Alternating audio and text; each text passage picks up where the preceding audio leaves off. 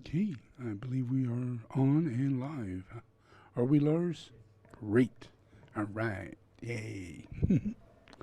So, again, I get to talk a little bit about Mr. Trump and the process in which he's going through.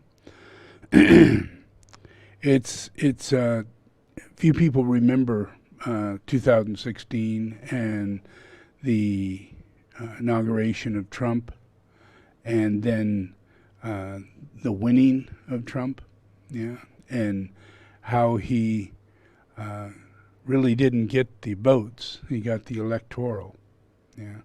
So vote-wise, he was short, yeah, and electoral-wise, he won, yeah. I think 306 electoral votes. And so that made him president, yeah. And it didn't make people happy on the other side. They're going, he didn't have enough votes. You know, why don't we count the ballots again and change the electoral ballot? That's not hard to do because he had more votes. Yeah. It only made sense at that time to do such a thing. And so a little bit of that goes on, but it only lasts a day. Just a day, you know. They're questioning it, you know. I demand a recount, you know, one or two locations. And then it shuts down. She immediately goes on the mic and says, I want to congratulate the new president-elect, you know, and not made him wait, you know, 2 or 3 days because it's the right thing to do. And then Obama comes out and invites him to the House on the 9th. You know, he goes, and for the first time he's actually in Washington, you know, walking around the White House, and he's invited in, and they sit down, and very nicely, you know, the president says, as it is always done by every president, I am doing what is to be done. And I appreciate this process, and I will fulfill this process according to the Constitution. And I want to give you all the rights and the power and make it easy for you to make it through your transition to become president. Because this is how it's done. You know, making it hard is totally not democratic. You know, it's not at all democratic. And we are under the Constitution of the United States, which is democracy. You know, so we follow through on that, especially the president. Of all the people in the world, the president's supposed to be the highest moralistic person that is right order for right relationship and saying the right thing and being politically correct in every possible way. Or a well-thinking person who thinks out everything they're going to say way before they say it, you know, and doesn't just blurt out stuff, you know. But you should learn that. That's what you should learn. If you haven't learned it yet, you should learn it when you're president. Well, he's in his 4th year and he hasn't learned it yet. And today, you know, if you go back at that time, you can go back and look at the news media. You know, look how all of them were upset, calling, Hillary a baby, calling the Democrats babies for crying that they want to have the vote checked out for just one day, you know, and they're all over the place just going, why don't they do the right thing, you know, why don't they just honor this as the way it's supposed to be? And they really put up a big mess over it, you know, over and over, every single one of them, you know, and Kaylee and everybody, right, you know, and yet if you look at it today, you know, they're doing exactly what it is they said you shouldn't do. Yeah, if you look at it, it's word for word. It goes on and on and on. This is so not democratic. This is so not the American way. It inhibits the right of the next president, and it dishonors the people of America. All this, that's what they're saying, you know. And Fox News is obviously on top of that and everything.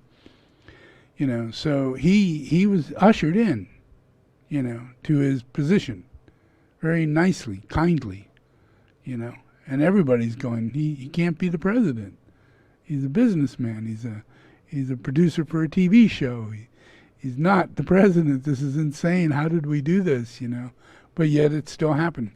So, since we are Democrats and we do go by the vote of the people, and we do have this electoral vote up to now, and we won't later, it'll be gone, in about 10 years, it'll be gone, and then we're really going to feel that, we all have human rights, we can't just be ushered to the side because of an electoral vote, make a person president or anything.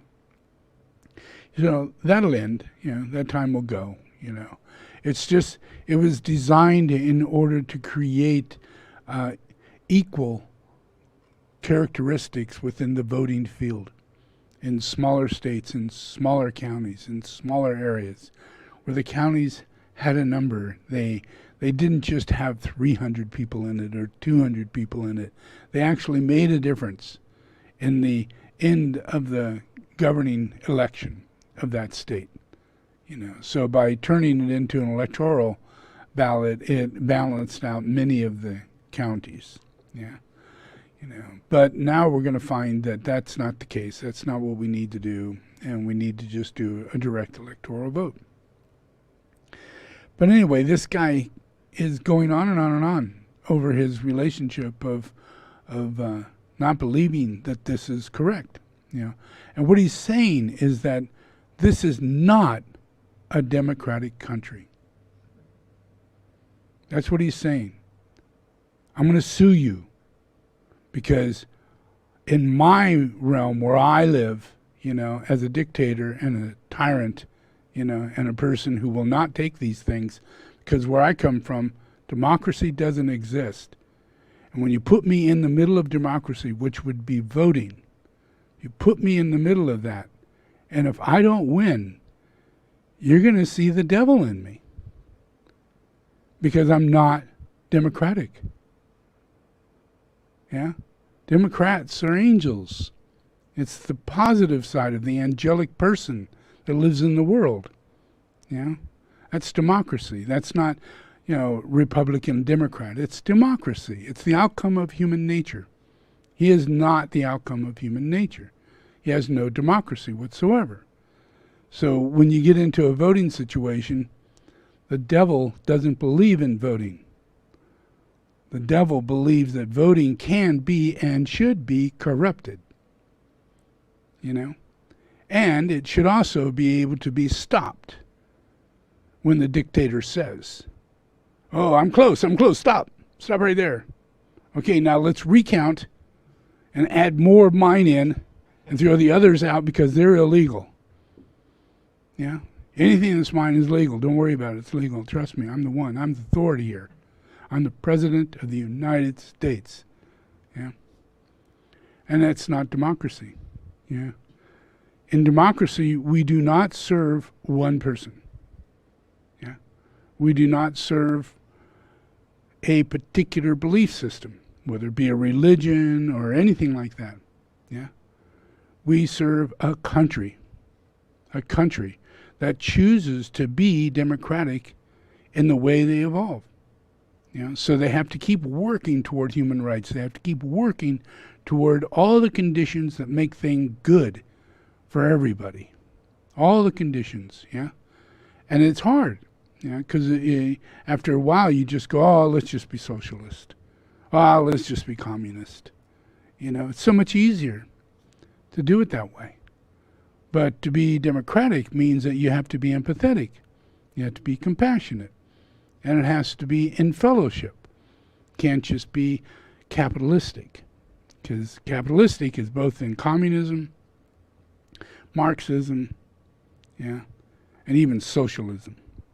Even though it says it's not, it's based on it. So the only thing that actually is reality is the Christian way. And that's democracy. So you can't really be led under one particular individual that tells you these are the rules, this is the way it's got to be. It's got to be a collective consciousness. And in that collective consciousness, in the highest way, we decide that this is the way we have to move through. And we can then choose to make changes in that as we go down the road. We can ratify, we can add to, we can do all these things because all about democracy is a relationship of change, and we're in the unknowing realm. Yeah, because it's truth, justice, and the American way is democracy. Yeah, that means no corruption and honest truth, sharing and caring about things that are going on. You know, new things that are advanced. You know, real things that are holding us back and ripping us off. You know, today we call them whistleblowers, because they actually have to buy into evil, be in that evil, and find that they're in the evil, and they have to blow a whistle while they're in the evil. And if they can actually walk out that door without being shot, they're really lucky. But their career's over with. Their whole life is over with. Yeah. You know, their sense of dedication to any person whatsoever. You know, if you're a whistleblower, you can't be trusted. Yeah. You could be coming in here and telling on us too next. Yeah. And when you're in a non-democratic reality, that the corruption and things like that go on. Yeah. And it's democracy that gets us through it. It wakes people up as an inner dream that we should be the good, the true, and the beautiful. Yeah. We should clarify and do what is right for justice. Yeah. Because it's the American way. Yeah. And that gives us the heart.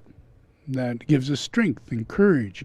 It makes us look open-mindedly as to what is the problem and how can we fix it, and serve everybody in the process. Nobody, in this democracy, we believe everybody's equal. It's in the Constitution. Yeah. Yeah. So that whole entire process is the American process. It's not something that's going on in Russia or Germany or England or any place else. Yeah. And when we go and we talk about the evolution of other countries, we talk about the development of democracy. That we hope that democracy will flourish in that country. That democracy will be the outcome in Africa. Democracy will be the outcome in any place, you know, that's in the process that they're in. Yeah. Because democracy is the Christian way. And it's the hardest way. Yeah. But it has been found, you know, that every other way is an ism, and it leads you to a cult. And staying out of a cult is pretty much, should be your life's goal. Because that's the easiest thing to get into. You know, you're born in one. Yeah. And you got to figure out how to get out of that. Yeah. And then you go to school, and you're in that cult. Oh, yeah, we're the spiders, or we're the Indians, or we're the, you know, whatever. You know, that's the football team, and now it's the baseball team, and now it's the this, you know. And our mascot is a whatever, you know. But it all puts us together in a cult. Yeah. And then we feel obligated, you know, more and more sixth ray. Everything builds on us, you know, so that when we are ready to graduate, we have a better chance of getting into more conditions that allow us to take $5 an hour, $8 in a world that requires us to have no less than $15 an hour to get a very cheap apartment and hardly any food on the table. No less than that. Yeah. And taxes that don't take it out, you know, and all of a sudden you find you're only getting 15. No, you're getting 10. No, you're getting 8. No, you're getting 9. Yeah. And your cost of living stays the same, and it keeps going up and up and up. But the taxes get on you, and if you're full-time, you got to pay for your insurance. If you're full-time, you got to do all these different things. Yeah. And if you don't have family, they'll tax you 10 times more than anybody else. Yeah. If you have a bunch of kids, oh, okay, then we'll give you benefits on that. Another kid, okay. You got what, 3? Okay. You can take that off your taxes. Yeah. And then what are we left with? You know, we're left with absolutely nothing unless you happen to be one of those very, you know, rare kind of people that's only in the 30% realm, of all of the United States. People who make enough in their wages to get through and pay for their family and not have 3 or 4 people working, 2 jobs at the same time, wife and husband, in old used cars.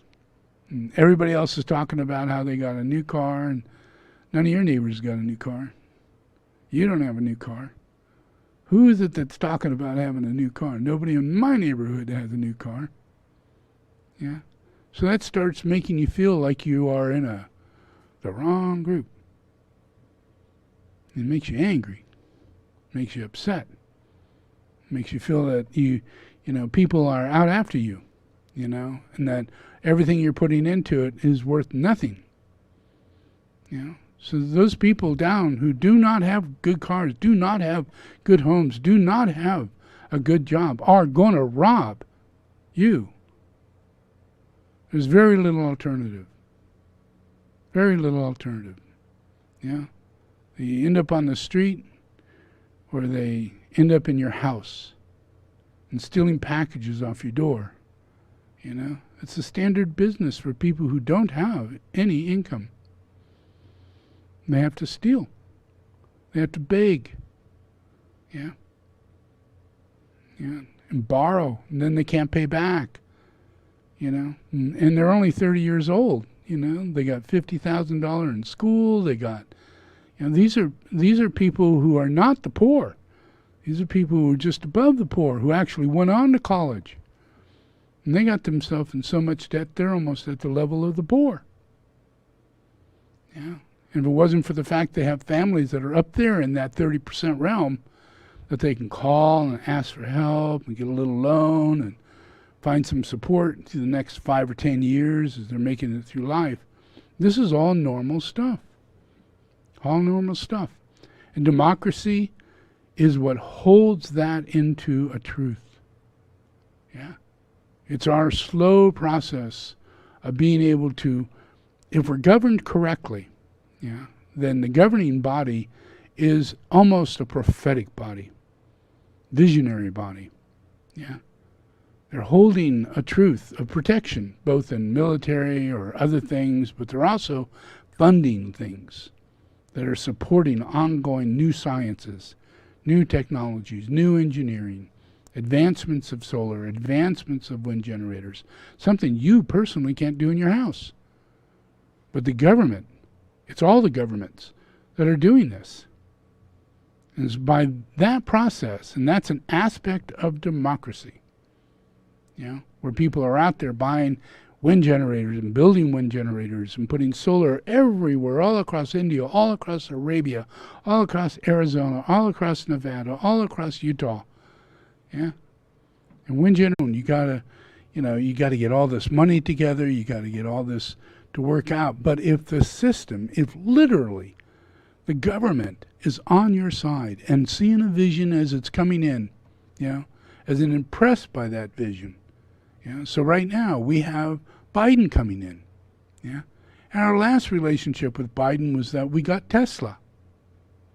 Tesla would not be here if it wasn't for Biden. Biden pushed $40 million on Obama and explained to him the necessity of supporting this company to make sure it makes it through its complete manufacturing cycle. So the first car can get built, the Model S. Not the sports car, but the Model S. And he did that. America gave $40 million into it, and we got 15% back interest, so we made a lot of money out of it. But out of that, we actually got not just that, but we got a solar company, we got an electric car company, and we got rockets that are putting man into orbit, and satellites that are going into orbit. That from now on, those satellites are going to be our means of communication. All our Wi-Fi communication, all our cellular forms of communication are going to start coming through this type of internet Wi-Fi service. Telephones will switch from being cellular operated to Wi-Fi operated to your own Wi-Fi center. And you carry that, that's your Wi-Fi, that's your telephone. Your antenna is connected satellite. Yeah. And you can go off repeaters that are working on the same satellite. In the future, we'll have ground station repeaters that work with the satellite, making it available even cheaper to people. So when you travel, you don't need this cellular process. We work directly off a very high-end satellite. So we can send pictures and video and everything through our telephone. Right now we're limited with the amount of data we can put into our phone. And that's not going to be the case. Yeah? Our electric cars are going to come in a totally different situation. And our car situation is going to turn out to be pretty much free. Yeah? But this is only because of democracy. Yeah? We're evolving into the place where Biden has, this is going to be his third term. Third term. He was vice president 2 terms in a row. You know, when you're vice president and you're the person he is, which really plays 100% role as vice president, you know, effectively changing many things in the process, you're very much in the same power level as the president. You know? So he held that for 2 terms, and he knows what he can get done. And he knows the effect of putting this work together and how that can affect the outcome way down the future. You know? So there's no slow action in what he wants to do. You know, whether it be insurance or be motivating more and more electric cars or motivating more and more housing for low income housing. Yeah. You know, in the other side, the guy was going, I'm getting rid of all low income housing. Yeah. All you suburban women out there with your aprons on. You know, that's what Trump would say. All you nice suburban women out there with your aprons on. You know, you don't have to worry about these Mexicans and low-income housing people. They're not going to be coming in your location because I'm going to get rid of low-income housing. Imagine someone says shit like that. They're so non-democratic. Yeah, they devalue everybody and they see it only as a buck of their own economy. Yeah, not democracy. Democracy is sharing the economy. It's better than communism, it's better than socialism, where they say they share the economy. But democracy, in truth, shares the economy. That's its outcome. It turns to philanthropy. Our richest people who are at that 2% level, they donate all their money to society. Yeah? Not to their kids. Trump will do it to his kids. But not everybody else. We have a whole brand new system today of 20 or 30 of the #1 billionaires in the world who's dedicating a major portion of all their money to social needs. You know, while they're alive, and at the moment they die, poop, there it goes. That's all of it. You know? That's philanthropy. That's democracy. That happens in a world of democracy. If it happened in a world of communism or socialism, it would be a great big crack in that realm of socialism or in that realm of, you know, any kind of ism. Yeah? You know, but in democracy, it's an expected evolution of democracy is giving away money. Giving away money. By heart alone, by compassion alone, by empathy alone, building libraries, you know, all over the United States, building the largest libraries.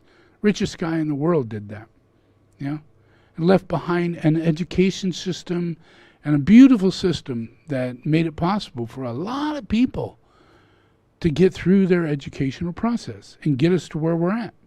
Yeah. Well, that's going to be 1,000,000 times more. And this next cycle of generation, you know, the numbers of people that are so rich, you know, where before we'd look at the rich as being people who are taking from the poor. Yeah. In the future, we'll look at the rich are the people who support, provide, and give to the poor on a daily basis. You know, it's one thing to give a little bit as you're alive, you know, doing all that, you know, and then giving it all at the end, you know. But they're all going to get to a point to where they give it all and keep only a small portion to keep the business running, yeah? And they keep dividends that's coming in, maintaining them at a very nice level. But all the rest that would be accumulated going into this enormous amount of their own income, you know, is immediately transferred over into human needs rather than there being taxes and things like that. It goes into social needs, into services that can't be provided for, yeah, that can be stimulated into human behavior. Yeah? Just like right now, if it wasn't for Amazon putting all this money, 100,000 electric vehicles, you know, vans. Now, the chance of us jumping to getting a van, you know, in our evolution, in our society, and our lack of democracy, you know, we got so many people, GM and everybody, who's not democratic, totally capitalistic, going, nah, I'm not going to do electric. Nah, maybe in 10 years, maybe in 8 years, I'll give you 2 cars, you know. But then a deal goes on, and they find out we just lost a deal of 100,000 vans, and Ford sponsored it. Ford. Now, if you look at the group of people out there who is in these groups, Ford has been the biggest sponsor from PBS to everything that comes down to nature and society and even God. Yeah, the great-grandchild of Ford was a supporter of Krishna, yeah, and created the largest Krishna temple in America, in Virginia. Yeah, so it's not just philanthropy. There's the influence of God passes through democracy, and we pick up more and more ability to be able to recognize Godhead, because Godhead is teaching us in the past, which brings us to the present and makes us behave the way we are, because there's so many incarnations of Godhead, it's almost impossible not to behave correctly. Yeah, because we have so many lives to pick up on. Yeah, and we don't get that until democracy comes in, and all of a sudden we start flourishing, and we build temples and we build other things, and that's part of the philanthropy. Yeah, so we're going to move into this. Yeah, it's our world. It's what's going on. We have 4 years of Biden, 4 years. Now, we know that he's going to wipe everything away that Trump did. He's going to get us back in the Paris Accord. He's going to get us back into NATO.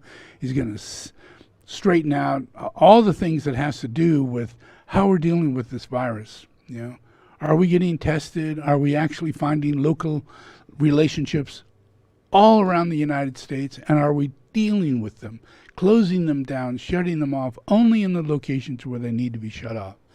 That's what he's going to do. And that's what you have to do.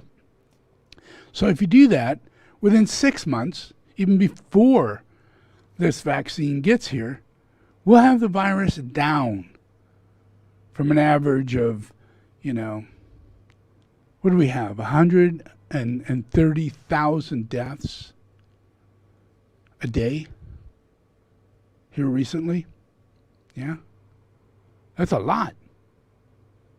Yeah, and that's solely because of this organization that doesn't have anything to do with America, democracy, and the blessings that we have coming into it. And when those blessings start coming together, yeah, and we all can share in this great big plan, yeah, which is something we share. Yeah, it's the American reality. Yeah, and when that starts coming together, then all of a sudden, many things that are already in place start popping up as though they're like flowers or fruit or something that we never knew it existed, but it's been in place for the last 3 or 4 years, but it's been shut down or shut off by Trump. So we don't really know that it's functioning. We don't really know that it's there. Yeah, and all we have to do is just agree. Yeah, okay, let's do this. Let's get these contracts up and going. Yeah, we'll pay you the money we promised. Yeah, where in almost all the cases, just like in right now, you know, we're going to get a vaccine. We're going to get it from Pfizer. You know, Pfizer didn't want anything to do with Trump. Yeah, because he's not a person you want on the phone. He's not a person you want to affiliate with. And in their nature, what they wanted to do was work their hardest, make enough for the entire United States, and vaccinate every living person in the United States for free. And he wants to take credit for that. He wants to take credit for it. It was him, it'll be $9.95, $12 for you. Old people, it's $8. For that kid over there, let's charge him $10. He looks pretty healthy, he probably wouldn't die. Now that one over there, he looks pretty bad, better charge him $50. The ratio of this craziness, is what we're suffering from. And you can't trust who you're going to talk to. You go to the airport, you want to get a ticket. It used to be that it was the airport person that stood there that made up the price of your ticket. And you didn't know that. You thought, this is a business. And everybody pays the same price. The person next to me is paying the same price I'm paying. There's no real reasonable reason as to why I would be charged $500 more than another person, unless you didn't ask, Well, what I would say to my students, here's what you do. When you call up the airlines, you call up one time. You tell them everything you need. Get a price. Hang up. Call up again and get another person. Tell them everything you need. Get a price. And you'll find out you've just saved $200 or $300 because the first person's having a bad day.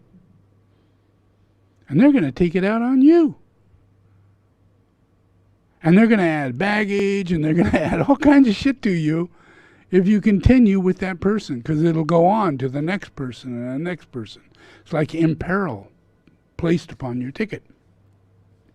Yeah? And no one knows this is what's going on. I mean, it happens everywhere. You go to your store, they glad hand you. They won't look in your eyes. They won't say hello. If you talk to them, it's disruptive.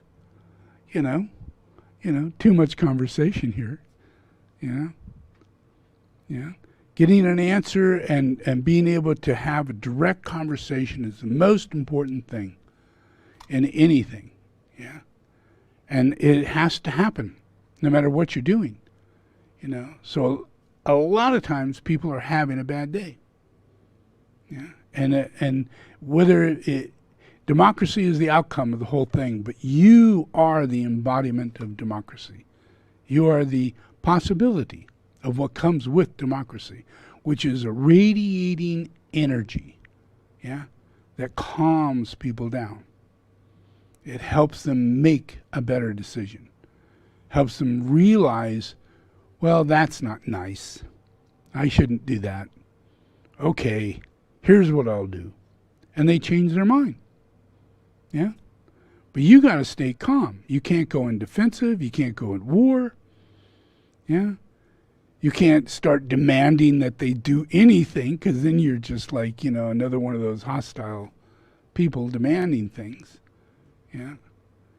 So everything has to do with democracy in order to pull it off. It's an ongoing energetic reality.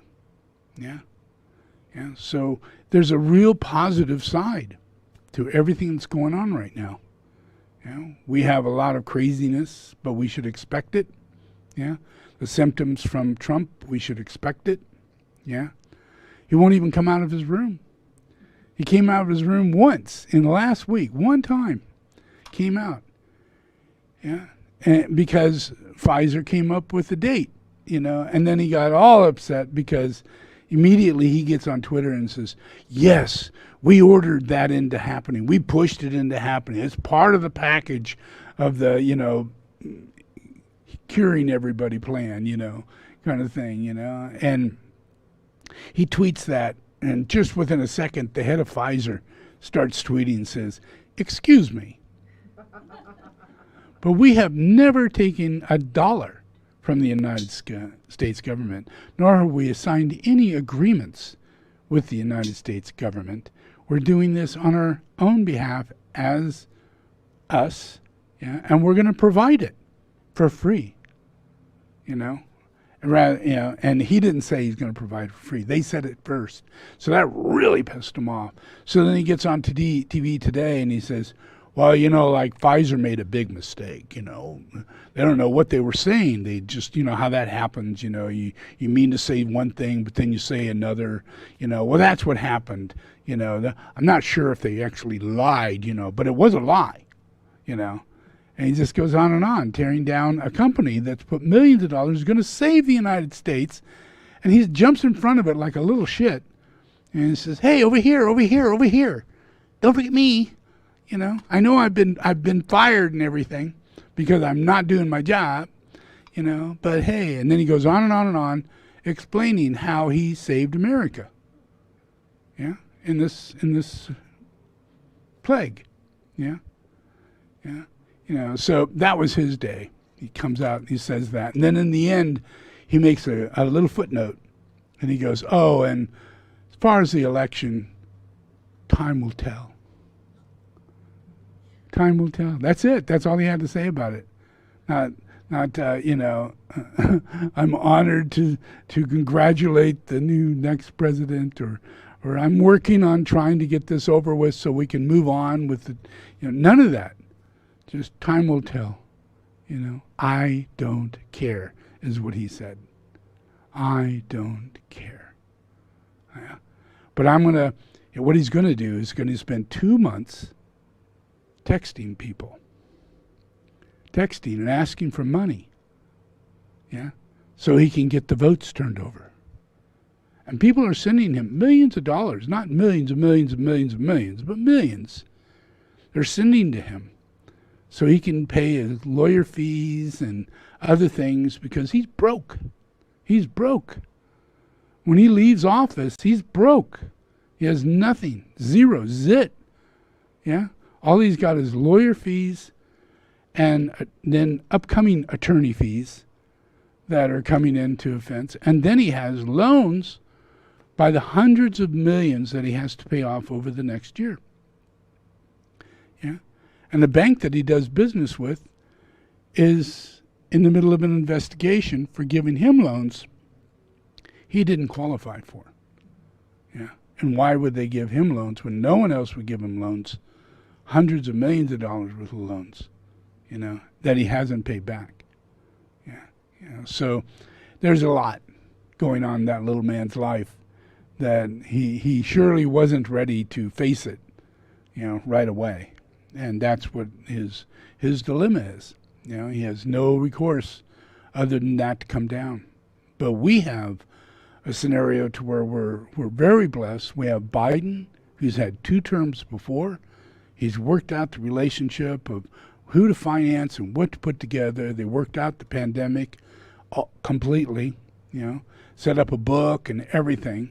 So he's got a whole team, scientists, already put together in order to work out the proper way to go about testing and investigating, researching, and closing down, having people not go out, only in very, very selected areas where it really is very high in the amount of people who are being tested and found out to be positive.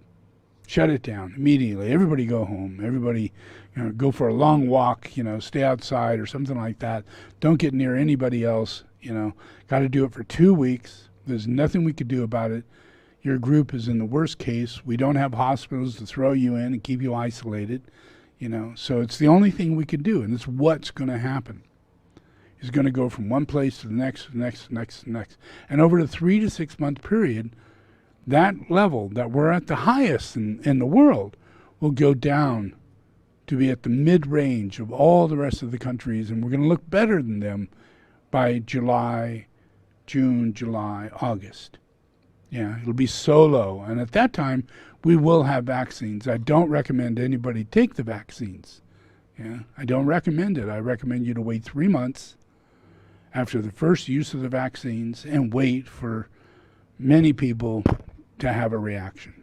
And if there's no reactions, but wait that 3 months, because they're not doing it. They're not putting the time in to investigate that length of period that you need to wait through after giving it to large masses of people and animals and everything. So it's going to happen in real life. Everybody's going to be the experiment. And they're believing that it's 90% effective with no side effects. Yeah. So if that's the case, then 3 months after it's given out, we should have no side effects. We should get an enormous drop. Yeah. And then you should immediately get your vaccine. Now, don't wait. Get it. Don't take any chances. Let's wipe it off the map completely. If we take the vaccine, we've wiped it off. We no longer have it in us. We cannot spread it. We cannot receive it. It will close down in less than 6 months. Completely gone. Yeah. Even if it does crop up, no one will be able to take it because they've already got the vaccine. They're not receptive to it. Yeah. So that's our future. That's very nice. Yeah. That's very nice. And that's not Trump. That's science. That's people who worked hard to get us to this. And now we're going to have the right organization to dispense it. Yeah. And we're going to have the right facilitating process for us to get back to work and for people to begin their healing. Yeah. Their whole process of their economy. Yeah. And this group, this Biden group, they always say the vice president that came up, she's a socialist. It's because she has extreme values in relationship to the home. The need for economy, the need for people to go to school, and the cost of what it takes to do that. And the raising of, the regular wage in every state, in every town, in every city.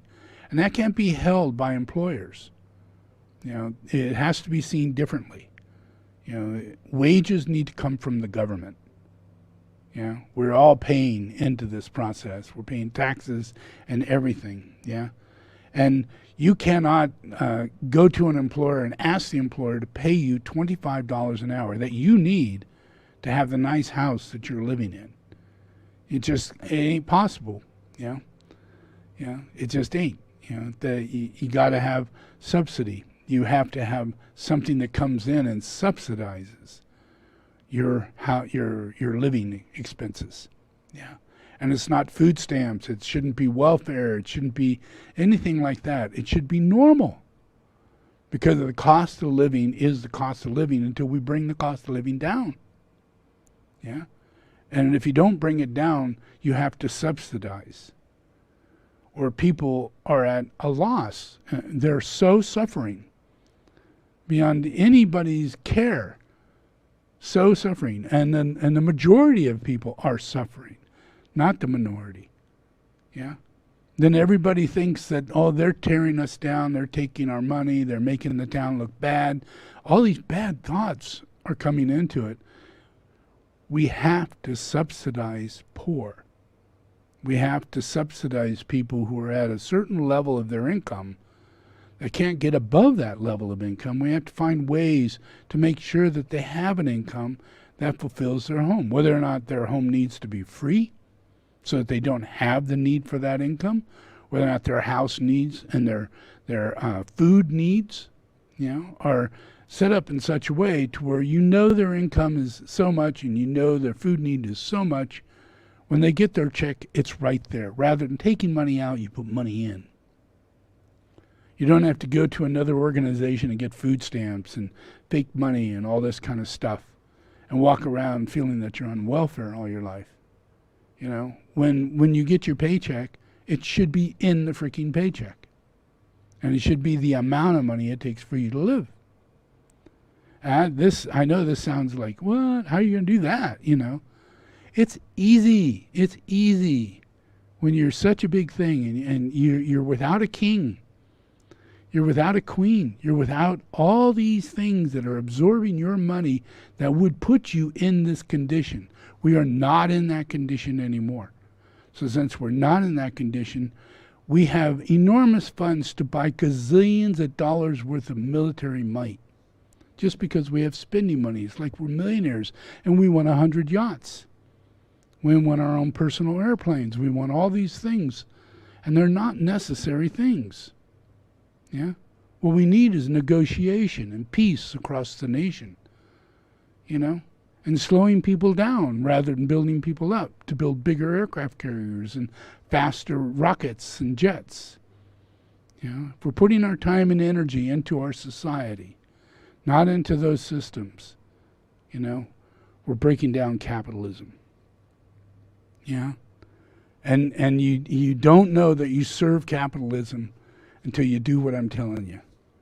And the benefits you get from it, because all we're doing is sharing. It's not capitalism.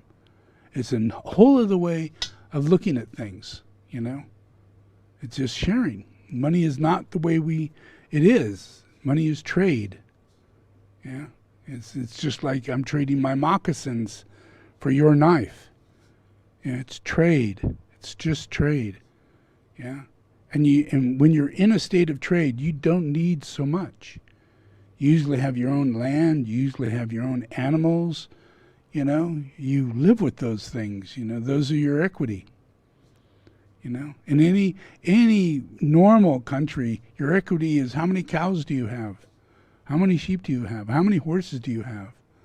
How many kids do you have? That's your equity. Not how much money do you have in the bank. Because this is what you're going to survive off of. If you have a horse, you got a way to get around. If you got cows, you can eat. If you got chickens, you can eat. If you got land, you can grow. And everybody you put on this earth could be sustained. It's self-sustaining. And that's how democracy works. It doesn't put us into this whole other utopian-like world to where everything is plastic, and all twinkly and full of electric light bulbs, like we see in future cities. I see it more as trees, and lights only when you need them, and you're asleep in the dark, and you're up in the day, and those normal things that go on, we require far less electricity, we require far less things, when we're in our nature. We're not out drinking all night long and doing all those things and staying up all day long, and losing our clock, or working and never getting outside, never seeing the sun, never seeing trees, just driving by them real quick in the dark, You get out there in the morning, you go, whoa, I live in the forest, what do you know? All of our democracy is to move us in toward nature and to bring us into closer and closer relationship to the way God creates dharma. So that's everything that we've got coming up. We have an enormous amount of opportunity if people take their own focus. Like right now, you would love to have a solar system, and you'd love to have a battery pack set up, and you'd love to have all these things. But gosh, that's so expensive. But it's not. It's not. You can make your own batteries. You buy batteries like this. It costs $1.20, $3 a piece. You can buy 100 amp battery, and then string them together to make 1,000 amps, And those batteries cost you like $150, $200 a piece, not $10,000 or $20,000. But a really big battery system can cost you less than $800. And you can buy solar today. You can buy solar panels for about $100. So you can get 8, 9, 10 solar panels, and run that off of a generator and an inverter, and now you've plugged your entire house, all your lights, your refrigerator, everything is on a kit that you put together for less than $2,000. And you have 10 years of free electricity for, you DIY, Learn how to use a screwdriver. Get past fear. When you're not aware, when you do not have wisdom, when you have not experienced something, you have fear. Fear of the unknown, And in order to get to democracy, you must go through fear. You must pass through the unknown and come out the other side. And all of a sudden you find what you were afraid of provides you your life is not to be afraid of. Yeah? So you make this battery and you get this solar going, you switch these switches on, you spend 4 months studying what is the right thing to do, what is the right company to buy from, all this stuff. You get it together, it costs you only $2,000. You flip it on and it works. Every day it works. Every day you go to the refrigerator, don't be darned, it still didn't go off. No, hey, look, everybody's electricity's out there. Huh? Mine's still on. Yeah, as long as there's sun. Yeah, you know. And if you don't have sun, you get yourself a little gas generator. You plug that in for 6 or 7 hours of the times you don't have sun. And you generate electricity into your batteries, and you run off that as long as you can through your system that you built. Yeah. By the time it comes back, your batteries are back and you're back online, and things are the same. Yeah. And that same thing is going to happen for your car. When you get electric cars, your electric cars have more batteries in it. It has a standard of 3 to 4 Tesla battery Powerballs. Yeah. Or in one car. Yeah. So you buy a Tesla car, even used, you've got your entire power for your house for 3 days. Yeah. And in 3 years, we will have plug-in options that'll take us off the grid, plug us into our own solar system, our own car. Yeah. And we're running our whole house off of a car that we bought. We had no idea that was going to provide that. Yeah. So there's all these things that are coming that connect together that are going to solve problems that have to do with money. Yeah. Things that we think we have problems with now that we can never catch up. We can never catch up with all the money we have to come up with. Yeah. And it's really a difficult process because our truth that's coming at us has to do with prosperity.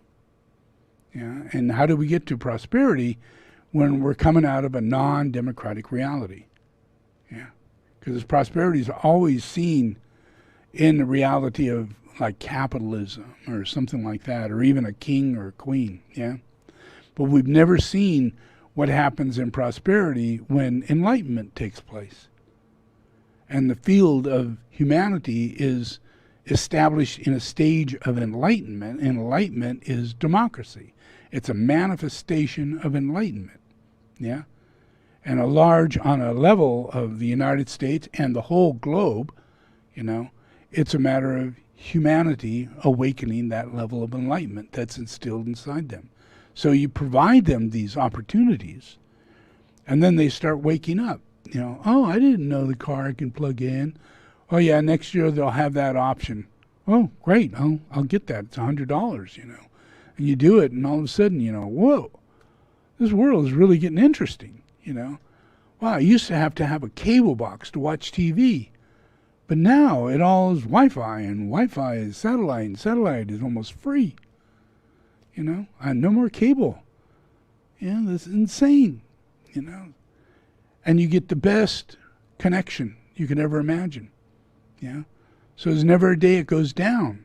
Because you got cable companies, and they got electrical line problems. They got cars that run into lines. They got accidents that happen, and all this. The whole town is without electricity or cable. When you are in your own sustainable reality, and everything you do, your Wi-Fi, your electricity, your water, your everything, all comes from your little central base, then you're in a state of independence on a soulful level. You have soulful integration taking place, and you have a lot of things that are manifesting that allows you the ability to learn things that need to learn. You need to learn about the modern world of electronics. Yeah. You need to really understand it because it is spiritual. Yeah. All the words, volt, ohm, all those words are spiritual. Yeah. We have no idea, how it is the sine wave is spiritual. But when we get into this new technology, we're finding out that they're all based on this process of electromagnetic energy and proper use of sine waves and frequency and all this stuff to the point to where we're actually, if we have a battery and a solar system, the new technology can actually take that, amplify it 4 to 5 times than what it was before it came in. And when it comes out the other end, that what could have been 100 watts turns into 500 watts, and what was 20 amps turns into 100 amps. And you didn't do much of anything different other than utilize new technology that advances the atom, movement of light. Yeah? In the new field of technology, when we come into light technology, we can advance the movement of the atom. We can advance the movement of current and frequency and distance. Movies, all kinds of things that can be happening digitally could be advanced if we have control over light, not just using electricity. Yeah, we can use laser and do all the same things. We can transfer data through laser. Yeah, that's light. Yeah, but if we combine digital data frequency to relationship to light, and how fast it moves through our brain, or how fast it moves in a current in technology alone, yeah, that is increased. Yeah, it's just like having a central processor. Yeah, that processor is an increase. It takes everything, goes to the very center of the core. Yeah, and then it goes back out, and all of a sudden everything is 1,000,000 times more than it was when it went in. Yeah. It is so synthesized and so amplified and so clarified and so digitalized, but yet moving more and more towards light. Yeah. And it's in the light technology that we're going to find our whole path of healing energy and vibrational medicine and all those different things that are the avenues that we're going to be stepping into. Once we have electric cars and minimalism and we're sustainable and we're eating well, then new advancements will come. And it's not just going to be stuck in who's got the best radio, who's got the best computer, who's got the best, fastest car. Yeah, it's technologies of the soul that will come next. Yeah, and I come into that. I'm in all this. Yeah, but when it comes down to the technologies of the soul, I'll move that advancement very quickly. Yeah, and we'll be able to then utilize areas of meditation. Like right now, if people do soul therapy with my work, whether you're a master meditator or just an average person who's never meditated before, if you come into my work, sit in a pyramid, listen to my music, yeah, you become transcendental, and you can't control it. You have all kinds of things blocking it, many other things going on. But the transcendental part of it, your soul, and the integration of your soul interacts with my soul. And we get together, yeah? And you wake up, by an integration between personality, which would be my manifestation, and your manifestation is personality. But my manifestation as soul stimulates your manifestation as soul. That's not manifested yet, yeah? So I'm doing both those things simultaneously.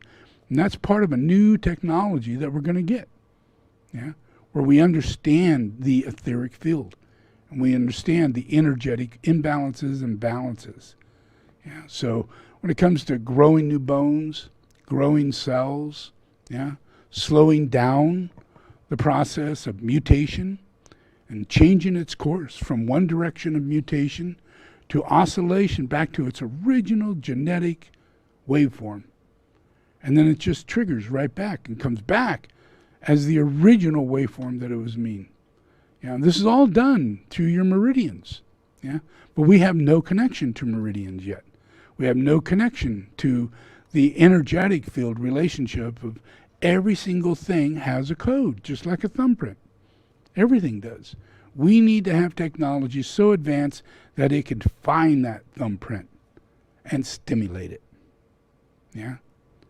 And I do that. I've got my technologies advanced in that way. And I know we could do it because I have the technologies that do it.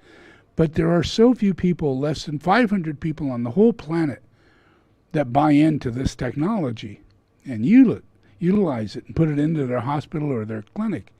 because it's just too far beyond their belief system. Yeah, but it's there, and it's many advancements of that technology has been going on, and it's so developed. By the time we do catch up, which we're going to do, we're literally on the cusp of the next level. First, we had to get to an understanding that electric cars and all these things, which is our culture. When we have a culture that doesn't destroy the planet, we're on the right culture. So we have to resonate and be moved into the right culture. That took the hippies. They did yoga, solar, don't need electricity, lay in the sun, all that kind of stuff. It took that cultural response, for them to do that sort of thing. It opened up America into the process of what would be later on very advanced technology, like they're dealing with acupuncture and they want to do all this Ayurvedics and understand energy and chi and chakras and all that kind of stuff. All the hippies totally got into it. They studied it. They became very well aware of it. They became doctors in acupuncture of it, So there's nothing really left behind. They really worked through the whole thing. So it is grounded inside the American reality. We have acupuncturists in nearly every state. We have schools where you can become licensed doctors of acupuncture. Certain locations you can become homeopaths. Other areas you can study kinesiology and energetic medicine. All those things are in the very lowest level, the very beginning stages of what it is going to be our biggest wave of change in our system. We have electric cars, all that. That's going to make a big difference. But when it comes down to how we heal ourselves and work with each other, and then that delves in to sciences. Right now, we're picking up a telephone and they're saying, that's going to give you cancer. Oh, 5G, that's definitely going to give you cancer. And you're going, well, okay. It's not making a difference, You can tell people smoking's going to kill you. Oh, really? Yeah, that's terrible. And they're going to continue. You can only raise their consciousness. Once you raise the consciousness, that conscious energy comes inside, and all of a sudden everything else is different. Their identity behind what they can identify with and what they can deal with comes to fruition. It's really difficult for people to be able to make big changes. But we can see those changes in our system. We can see acupuncture did happen during the time of the hippies. We can see that certain areas of solar and certain areas of understanding diet and being organic and living normal, as normal as possible, was not abnormal. And we survived through it. Many of us lived through it, So the outcome of that is that soul has instilled into humanity a sense of what we can do by the very small number of people who did it. It doesn't take large numbers of people to make the difference in the world. Small numbers of people drive electric cars, go yahoo, yahoo, yahoo. 30 years later, everybody's driving an electric car. They're all going yahoo, yahoo. Everybody's the same. Everybody wants that yahoo. But they think they're going to get it from this. They think they're going to get it from smoking. They think they're going to get it from alcohol. But as a collective group, we get it from specific things. A car that drives itself is really a navigation that keeps you from being lost. Whoa! That's mind-blowing, That's earth-changing, All those things are things that are from the future, but were not planned for by people, But once they're given to people on a collective level, there are things that we are asking for. Every time we get into a car, where's the nav? How do I work the nav? This is hard. How come it's not like mine?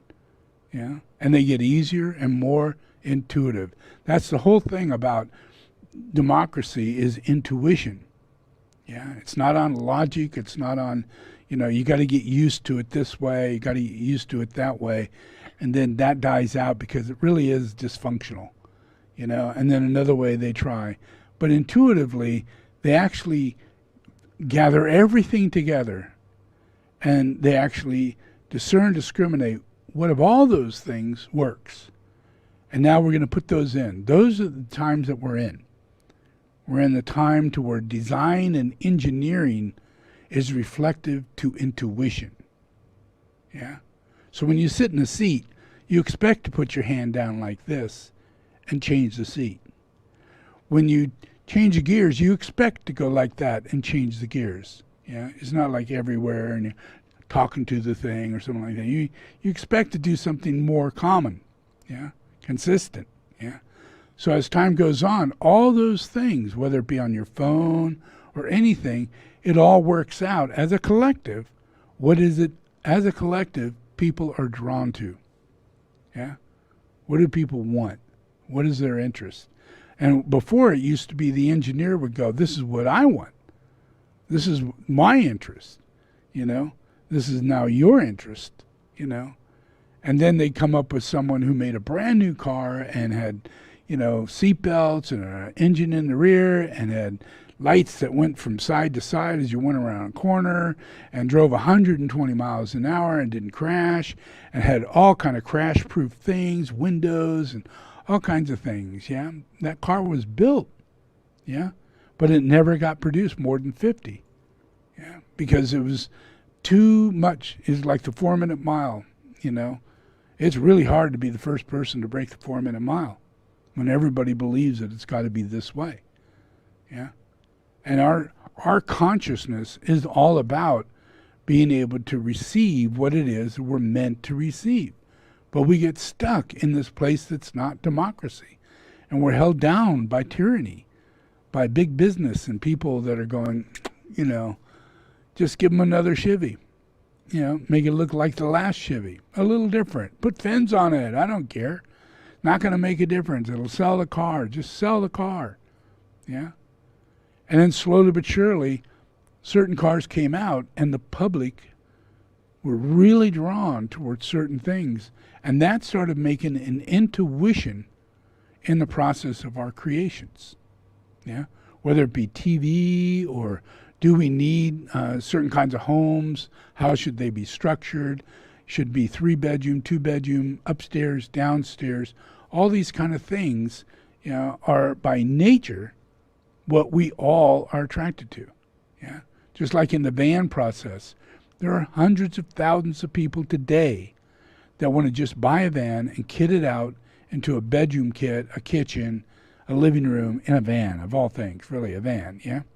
But they do it, and they're drawn to it, yeah? They're drawn to it because it's a collective consciousness of people, of like-mindedness, yeah? And they're just working through a process on how to get from one place to the next, yeah? They don't really want to live in a house and be stuck in that house with bad neighbors forever, yeah? Yeah, they don't want that, you know, so they'd rather live in a van, yeah? And travel around and maybe meet people, maybe not meet people, but definitely free to enjoy their life. On a day-to-day basis, enjoy their life, yeah? So there are masses of people that are going into the process of intuition, being drawn by their intuition to leave a home or do certain things to let go of, step into a van, and take a big adventure, yeah? And that's not an easy thing to do. It's just like making your own first solar kit and putting your battery kit together and doing all that. It's DIY. You're doing it on your own, yeah? You know, where you're going to go, how you're going to sleep, where you're going to sleep, all those things are now completely up to you. Intuitive, yeah? Not planned out. A little planned out, as much as you possibly can, but the planning even happens intuitively, yeah? So there's more and more and more that has to do in democracy, in real reality, has to do with our development of intuition, yeah? And that development of intuition is what makes the difference between all of us as to whether or not we're capitalistic people that are stuck in bad habits and really are just mundane and accepting the mundane reality that we have and not being able to do anything about our health or anything about our politics or anything about all the things that we come into in this world. Yeah, but we can. Yeah, we can do everything about it. Yeah, we can get rid of presidents. Yeah, if we put our mind on it. If we actually believe we can do this, we can get rid of them. Yeah, because the collective mind of intuition is drawn toward the fixing of a problem. And if that means you got to get rid of your president or change the whole system, then your intuition will lead you toward it. Not aggression, not fault finding or anything like that, but your intuition. And then a series of events begin moving into effect. And your intuition is calling it into action. It's thought form building, but you have to have open mind for intuition to take place. And then you start learning from your open mind things that you find that are more interesting than what you thought was interesting. And you start building a pattern, building what it is you want. Yeah? And you start developing that. And you take chances, and they may not be exactly what you want the first time, but because you have open mind, you're willing to let that go, start all over again, and keep going. Yeah? And that's how we're going to move very fast. And that's what's happening. Yeah? People letting go of their regular cars and buying electric cars and taking a big adventure, and then all of a sudden they're the happiest people they've ever thought they'd be. They never thought they'd be happy in a car like this. Yeah? But they are. They're more than happy. Yeah? And they're proud. Their decision-making process, people are looking up to them. People want to talk to them about their car. When do you have that happen? When are you famous? Yeah? Yeah? When was the last time you drove into a parking lot and everybody will come walking up to you and want to ask you questions? Yeah?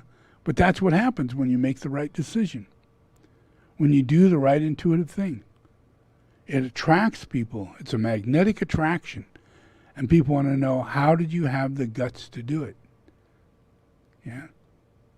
How did you decide that color? That's the prettiest color I ever imagined. And you have white seats. Oh my God, I knew that was possible, but I didn't think I'd ever see it. You take those chances and you follow through on your intuition. You'll find that you're fulfilling your dream, but it cascades into this whole other thing, into the good, the true, and the beautiful. Yeah? Everything becomes beautiful. I don't care what choices you make in sport, the outcome will be beautiful. Yeah? Whatever position you plan on taking in life, the outcome will be beautiful. Yeah?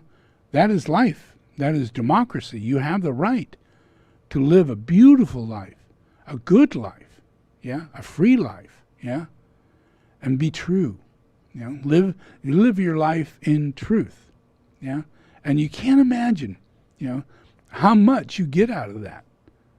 Every time you accomplish something, you fix something, you build something, you get all these creative juices going on. And it's little things.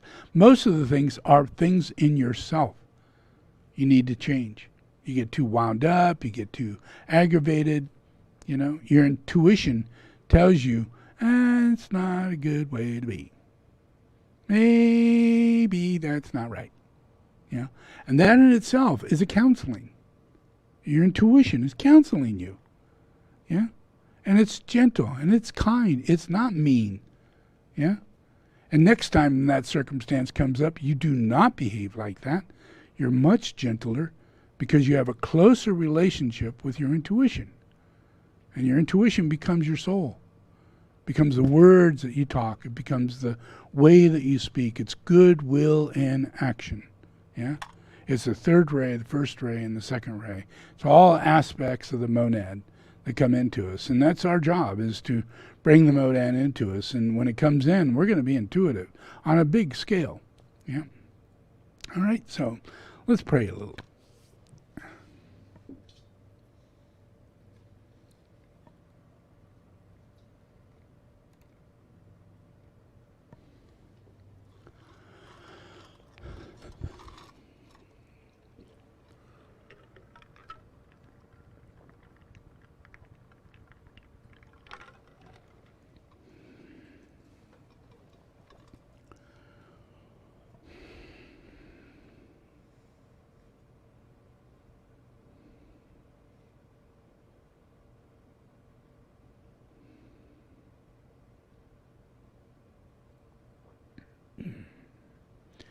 Repeat after me.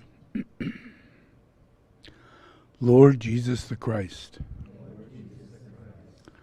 thank you for bringing me here. Lord Jesus the Christ, I open my heart today. I invite you to come inside. Lord Jesus the Christ, come and save my life. Receive me today as a child of God. Forgive all my sins and write my name in the book of life. I give myself to you,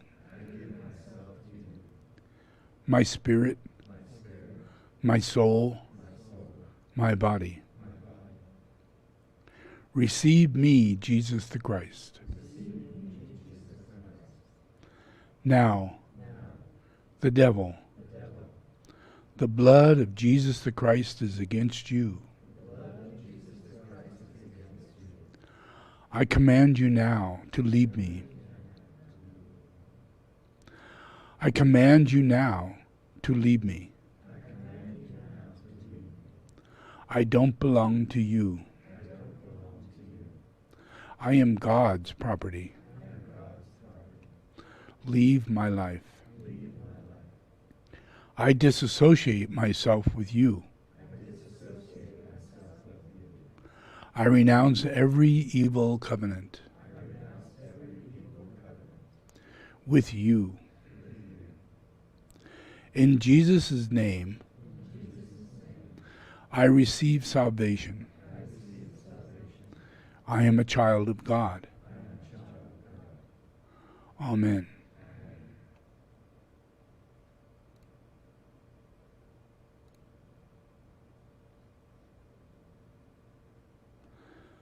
Okay, this puja, just keep your eyes closed and listen to the words, and we'll do Om together.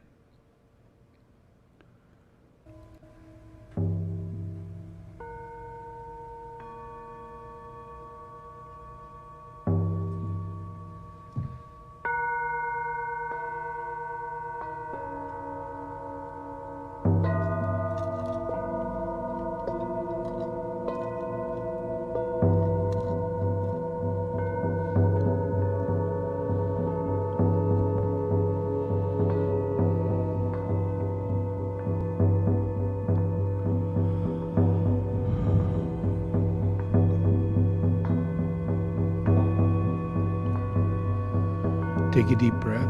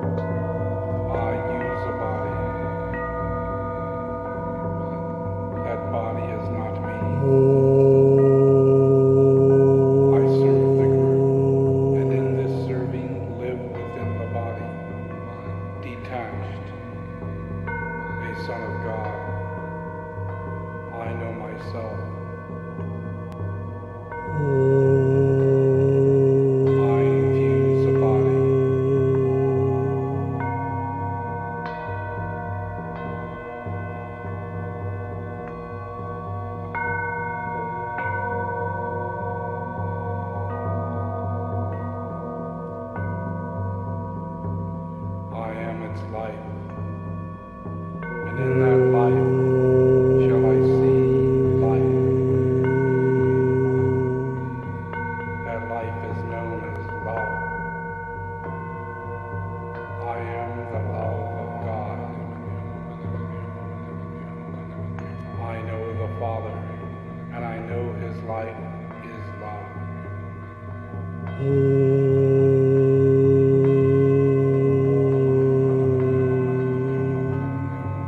I am the body and its loving life.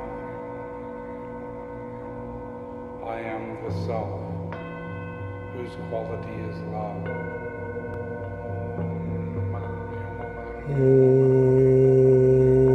I am the life of God Himself. The Mother, Father, Son, am I.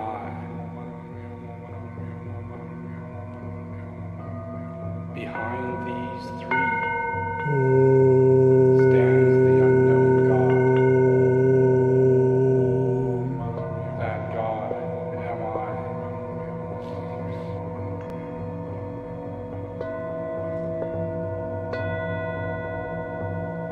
From the point of light within the mind of God, let light stream forth into the minds of mankind. Let light descend on earth. From the point of love within the heart of God, let love stream forth into the hearts of mankind. May Christ return to earth.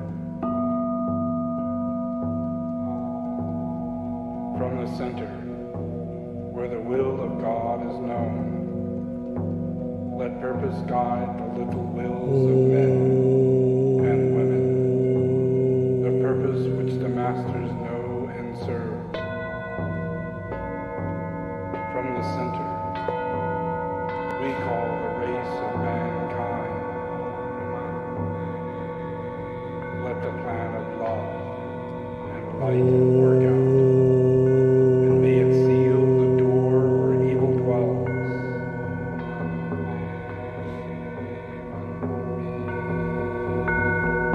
Let light and love and power restore the plan on earth.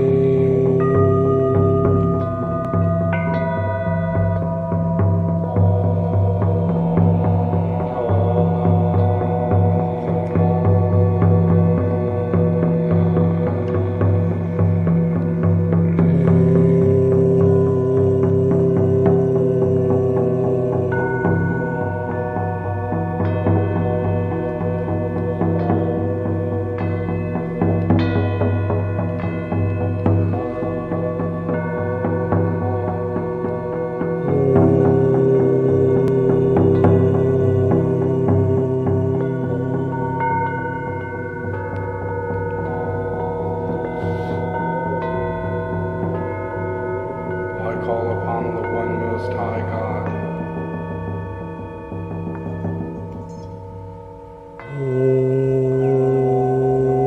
To let the disciple know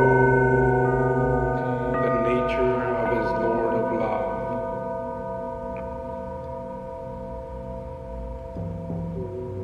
Seven, the aspects of love of God. Seven, the colors of the manifesting one. Sevenfold, the work. Seven, the energies. And sevenfold, the path back to the center of peace. Let the disciple live in love and love in life.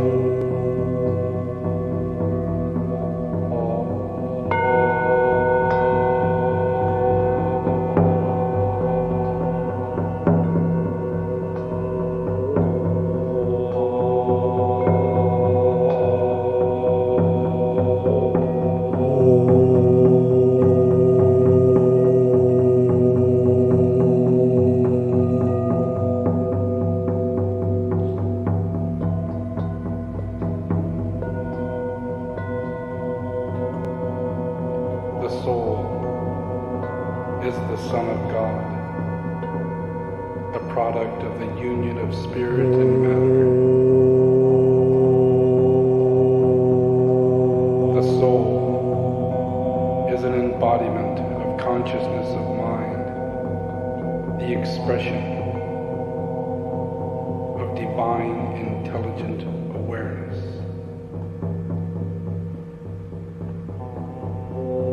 The soul is a unity of energy, vibrating in unison with one of the 7 ray lives, and colored by a particular ray of light.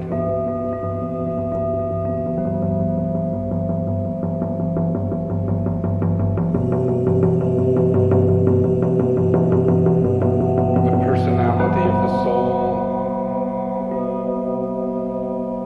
is the embodiment of love, applied intelligently, producing an attractive form which will serve to express that loving intelligence.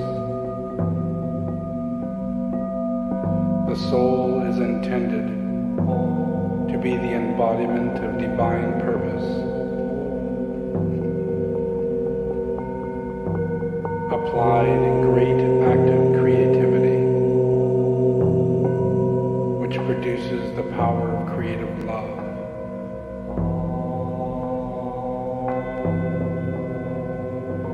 We are born of the love of Father for the Mother, of the desire of life for form.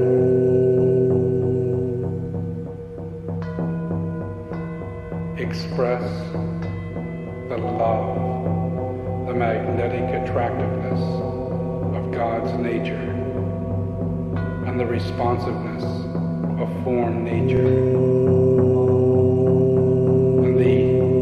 I am consciousness itself of the awareness of deity in life.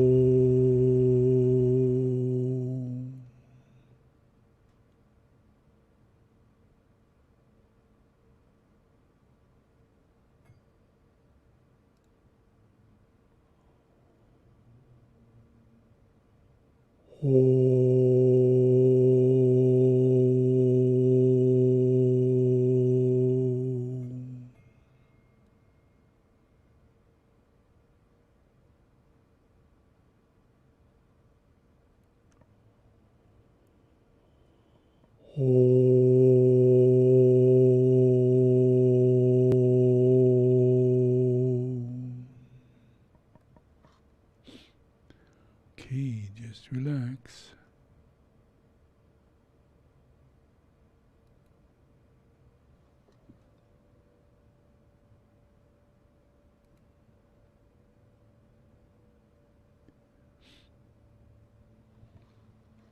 Okay, you can open your eyes.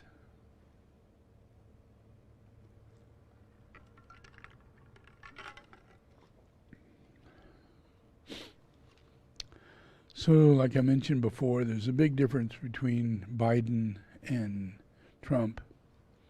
And the people that follow Trump is in a cult, so they have very sixth ray attitude, militaristic and aggressive, in your face. You got to see it their way. That's the only way. You study the solar plex and how the solar plex works and what the sixth ray is, and this group is 100% sixth ray, and because he is a dictator, he requires that in people, 100% loyalty, and threatens your life, if you don't. That's a very common thing that they do. He does that, and so there's a series of events coming up that have to do with President Trump. Even though he's out of office, even though he won't allow himself to go out of office. He's now creating a militia, which is going to show up this week. And it's big. It's tens of thousands of people, and they're all militant. And I'll show you a little something on them.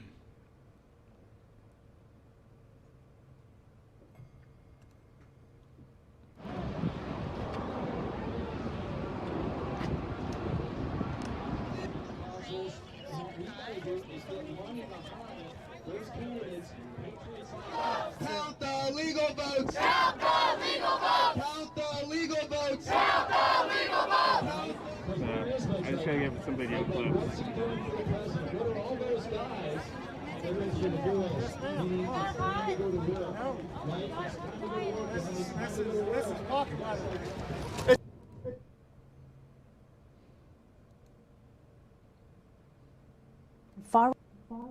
Supporters of President Trump are expected to descend on the nation's capital Saturday for what's been dubbed the Million MAGA March.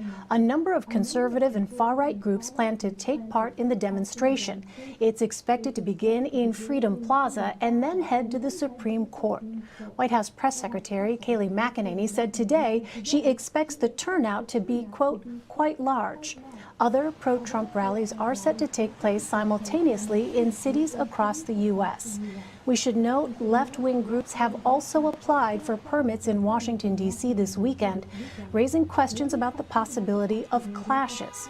Let's bring in CBS News correspondent Lilia Luciano. She's been doing extensive reporting on the Proud Boys, one of the far-right groups expected to attend the Million MAGA March in D.C. Welcome, Lilia. So how many people are expected to show up for this march? Who are they and what are they hoping to achieve?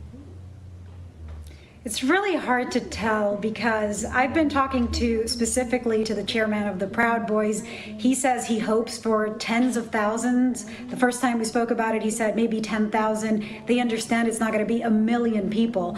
But there's those groups that are organized like the Proud Boys, like Patriot Prayer. I also spoke with Joey Gibson, who's the founder of Patriot Prayer, who have also been involved in some of these brawls and confrontations with counter-protesters and protesters. And they hope it's going to be tens of thousands, but there's really no way of knowing.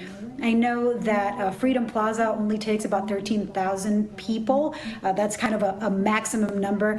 And of course, that's not counting the counter protesters. So there's no specific number out there, but they hope it'll be tens of thousands, everything from these groups to just President Trump supporters, people who want to either contest the result of the election, debate it, or who just plan to continue following him and celebrate him. Well, this group, Proud Boys, have been associated with violence, and the city is expecting counter-protests. So what is Washington, D.C.'s mayor, Democratic Mayor Muriel Bowser, doing to try to secure this event? The mayor has already said that police have been alerted. The police have been not participating or taking part, but have shown up to try and keep protesters and counter-protesters separate. So they're prepared, and they prepare for the worst. They expect the best. I do know that there are counter-protest plans, so there could be clashes.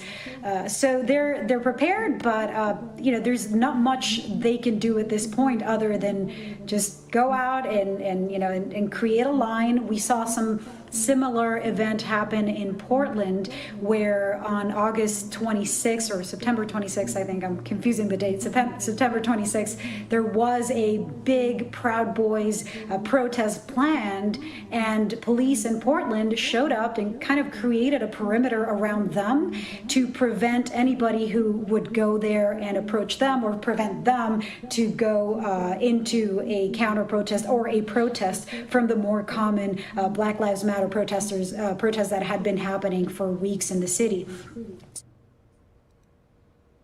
Yeah. And all we would like is for him to just say thank you for allowing me to be president for years, and okay, I'll leave, but that ain't happening. Yeah. So what else has been going on? Yeah. Has this man been a little corrupt during the time he's been in the office? What could he have done? Well, just recently they found out that 9/11 had a program, a benefit program for people who lost their lives or people who were harmed in the cleanup and the process of saving people. Yeah, the millions and millions of dollars were put aside in a fund. And Trump thought, oh, no one knows about this. I'll take $500,000 every year. Yeah. And he would deduct $500,000 every year out of it and throw it in the treasury and then pull out of that money, and no one really knows where it went, what it was used for, except that it's gone. And people who were requesting it last year, they had to pass a bill to increase the amount of money in there, because it's been taken. And there's no money to help the people that are dying from all the asbestos and all the things that are causing cancer in their lives. So this is a little event there. It has been 19 years since 9/11, and despite what the Trump administration might say today, despite the platitudes and their faux concern about the safety of Americans, the truth is behind the scenes, and this is according to an exclusive report by the New York Daily News, the Trump administration has been going out of its way to siphon money away from a fund that's meant to pay for the health care and medical services of first responders, including firefighters, police officers, or anyone else who showed up to the scene of 9/11 to help rescue people and to clean the rubble. Now, the Treasury Department mysteriously started withholding parts of payments nearly 4 years ago, meant to cover medical services for firefighters, emergency medical technicians, and paramedics treated by FDNY, World Trade Center Health Program. The payments were authorized and made by the National Institute for Occupational Safety and Health, which oversees the program. But instead of sending the funds to the city, the Treasury Department, under Steve Mnuchin, started keeping some of the money. And they did it without any notice. They have not explained why. They are essentially taking money away from the people who put their lives on the line in order to help rescue others and to help clean up the destruction on 9/11. So the program director has come out and he shares his thoughts. He says that he was docked about $500,000 each year in 2016 and 2017. Then it crept up to about $630,000 in 2018 and 2019. This year, Treasury has nearly tripled its extractions, diverting $1.447 million through late August. So last year, I think it was last year, there was just this huge story about how congressional lawmakers, Republicans in particular, were unwilling to fund the program necessary to help first responders pay for their medical expenses. And many of them have had these rare forms of cancer, all sorts of ailments as a result of their courage and the fact that they were willing to go out there and help as much as they could. But because of Jon Stewart, of all people, congressional lawmakers were pressured into passing the funding necessary. Now we're learning about funding being taken away by the Trump administration. We don't know why, and they certainly haven't announced this.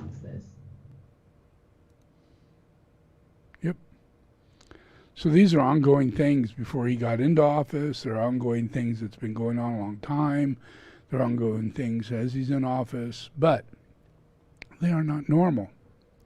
It's not normal. We shouldn't think that that's normal. Because the reason why your wages are the way they are is because of this. The reason why we don't have good insurance that's paid for by the country, and it's not really welfare or anything like that. You go to a doctor, you go to your best doctor, you go where you need to go to get the work you need to get done. You make the appointment, you go in, there's no charge. And it's not like, well, you can only have this doctor or you can only have this program done. And it's all authorized by your insurance company. Nope, sorry. That's not real. Yeah, and businessmen and insurance company suits are not doctors, and they shouldn't be making decisions over my medical. You know, so that future is where we're going. You know, a type of medicine and so many things that are going to be worked out. But corruption won't allow that to happen. Yeah. So this is a lot of corruption that's happening right now. Yeah. And imagine this guy, he's a real estate agent. Well, that's probably one of the biggest ecological problems in the world, because these people make these big, tall, high-rise buildings, and they make casinos, and they make buildings for billionaires and not for people. Yeah. And they won't allow black people into their buildings, and it goes on for a long time. You know, and then as an ecologist, the one thing we hate the most is golf courses. Yeah, because the water you use in them, the ecology that's wasted, everything is a waste of time and energy and economy in things like that. Yeah, and if you're going to help, you don't run businesses like that. Yeah, you don't run that yet. You know, so he's got a ongoing process of harming in every direction. It's not goodwill in action, you know, it's none of that. Yeah. You know, so, but what we have coming in the future is all of that. Yeah. So we have an enormous reckoning of this two people. One happens to be the number one attorney in the United States, will be our vice president. And she's head over heels ready to put Trump in prison. That's why she's vice president. Her job all the time is to keep him in prison. That's her job. She knows it. Biden's job is to help humanity. Keep on top of it. Push everything internationally and nationally. Work out all the things. Get the trades to stop, you know, and embargoes and all kinds of things. And stop being the best friend to North Korea and the best friend to Russia and the best friend to China. Leave them in their own shit. Be an ally to all the people they threaten. And don't take up any shit with these people. Don't try and build a hotel there. Don't try and get an oil deal there. Don't try and do technology there. Do nothing with them. Nothing. Yeah? Let people trade as they wish, but have laws as to legal trade. What's legal trade in America? There's an enormous amount of crap coming from China that's harming children and people in their homes. The chalkboard that board that goes up in every home, you know, that you see as a wall, you know, a great deal of them come from China, and they have asbestos in them, and we don't know it. They don't have standards there that we have here. So there's reasons as to why we should not buy from there. We should not buy grains from there. We should not buy from there. Yeah? Their social economic scenario of employee, you know, is horrifying. You know, why should we do trade over there, or why should we build businesses over there in order to take advantage of people? That's not democratic. We shouldn't behave like that. And that's going to be what's instilled in this government, is to help people do right social trade and make proper decisions to where you're not taking advantage of people, you know. And a lot of times they don't know they're doing it. They make a deal with someone and they don't know that the factory it's going to be built in is a piece of shit. And the people that are going to work in it are women and children out of farms that have nothing, have no income, and maybe get $2 a day and have to live there, cannot leave from there. Yeah? They're indentured. They're indentured slaves. And we have a lot of businesses that we get our clothes from, our tennis shoes from, you know, everything, you know, and they got these fine labels and all these actors and actresses that have their labels on them, and they're all from these terrible places. We need a government that controls that. Yeah? Not puts embargoes and stops trade, but stops bad trade, you know? Puts safety measures in for people. When anything comes into America, we have to spend the money to check it out, send it back if it's not meant to be here. Yeah? We can't just accept, you know, simply because it gets on a barge and it comes here, you know, 80% of them are safe. and legal. It's just not real. It's not real. And we are going to have a governing body that's not corrupt and knows of corruption and is more than willing to step in the middle of corruption and stop it from happening and not be a part of it.